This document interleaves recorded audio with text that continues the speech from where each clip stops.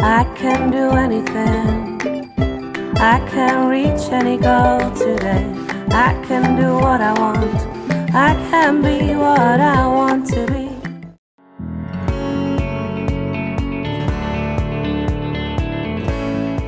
Hi guys, Katie Azevedo from SchoolHabits.com. This video is a study hack and it's about how to make your own quizzes, which is definitely something you're going to want to do when you study.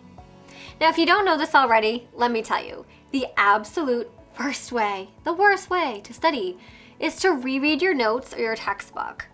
Because rereading is not studying. Rereading is not learning. Rereading is just like your eyeballs going back and forth over the same stuff that it already moved over. Reading is passive. You're not doing anything or thinking anything, all right? Studying involves thinking about the material. If you're not thinking about it, like actively thinking about it, you're not studying, you're doing something else. Pick another verb. And one of the best ways to make sure that you're really thinking about the material and not just fooling yourself into thinking you're thinking about the material is to quiz yourself on it. You can study for less time, which, yeah, we all want that, because you're actually studying the right way by constantly testing yourself on what you're supposed to be learning. And here's the thing, like without the answers in front of you. By doing this, you're actively studying, which really is the only way to do it. So how do we test ourselves on the material? First and easiest, just ask your teacher if they have any copies of old tests from previous years. If so, grab them, make a few photocopies, and take the test over and over again as part of your study plan. Your test isn't going to vary too much from the years past, so you'll be all set if you can get your hands on one of these. Some teachers are cool with this, but some are not, but it's definitely worth asking.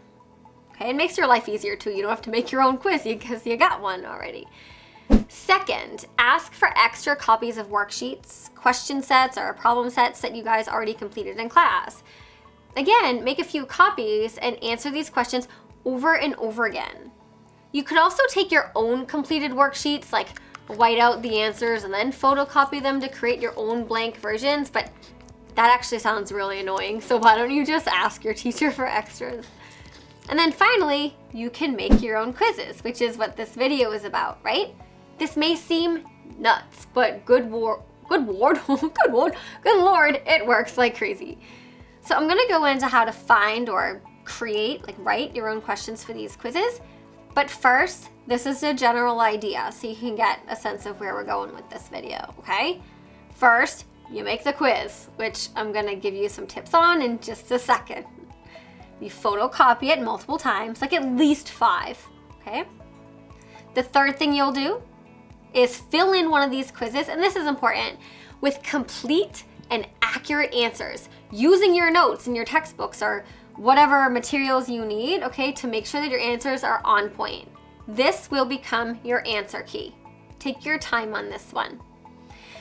Then you take the quiz, the blank quiz, put the answer key aside, over and over and over again. Don't look at your notes. Don't look at the answer key until the end when you have to correct it. And when you do correct it, on each wrong or incomplete answer, fill in the right information on your quiz. Writing out the correct answers is going to help you remember it for the next time you take the quiz. And then, yeah, like each time you take the quiz, the idea is that you should just get better. All right, so how do you make the quiz, right? So like logistically, you could use paper, a computer, whatever, that doesn't matter. But what matters is the questions you put on it. So first, hit up your textbook to find the questions at the end of each chapter. You know, the ones that we all ignore at the end? Use those. No reason to go reinvent the wheel here and come up with your own questions if there's a whole bunch of them right at the end of the textbook. Second, include any vocabulary you know that you'll be tested on. You can write your own fill-in-the-blank sentences, which is actually an awesome way to study words because through thinking about sentences, you're thinking about the word from multiple angles, which if you watched my other video about how to remember vocab words, this is how you do it, okay? You could also just do like a matchy thing with like a column of words and a column of definitions and you crisscross them, you know what I mean. The third thing you include on these quizzes is any blank diagrams or pictures or anything that you're going to have to fill in or label on the real test. This might be more relevant for like a science class, like if you have to label the parts of a plant or something, you know, you'd put like an empty plant and whatever.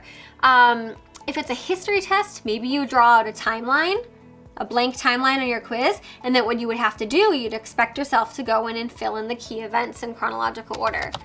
You get the idea. Just use any diagrams that you know you'll be tested on. Sometimes you won't have any diagrams, fine.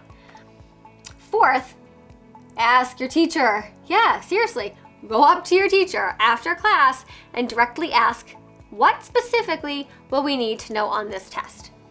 And then write down everything she says, and then form those into questions on your own tests that you're making. So if she says, oh, you'll need to know 4 contributing factors to the Great Depression in America, you would form that into a question like, what were 4 contributing factors to the Great Depression in America? Your teacher is definitely the best source of information here. And then lastly, this is a good tip. Think in terms of who, what, when, where, how, and why when you're crafting questions for your quiz, but mostly focus on the why and the how questions. Those are the ones that teachers love because those are the deeper level questions, and teachers, obviously you know this, like to go like 20 levels deep, you know? So yeah, you might be tested on when World War II started and how long it lasted, right? But you'll most likely be tested on why did it happen and how did it end? And then when in doubt if something is going to be on the test or not, and you don't know whether to include a question on the test that you're making, what do you think you should do? Yeah, ask your teacher. That is literally what your teacher is for questions. So once you're done making your quiz, as I said before, you just keep taking it over and over again because you've made blank copies, or if you made it online, just keep printing it out. Using your answer key to correct it each time. And remember, the answer key is the one that you took like a lot of time and effort to go fill in like perfectly, right? Pay attention to the questions that you miss. Study them, and then take the quiz again. Rinse and repeat. You totally get the idea, don't you? But seriously, if you're studying, and I keep saying this over and over again, the best way to actually learn something and not fool ourselves into thinking that we're learning it is to test ourselves. And if you can't get your hands on an old test, make your own tests. It's not enough. You know what I'm saying when you have like a vocab word on one card and on the back of it is like the definition, and you say, yeah, and you flip it over and you go, yeah, I knew what that meant. No, you didn't, because you had to flip it over to see the answer, right? You're not really testing yourself unless you've got complete blank answers. There's no way to peek, and you really hold yourself accountable for like recalling that information without any cues, without flipping it over, right? So that's all. So please like if you like this video, and subscribe if you haven't already. I can't believe you haven't already. And always, thanks so much, guys. Thanks for watching. Bye for now.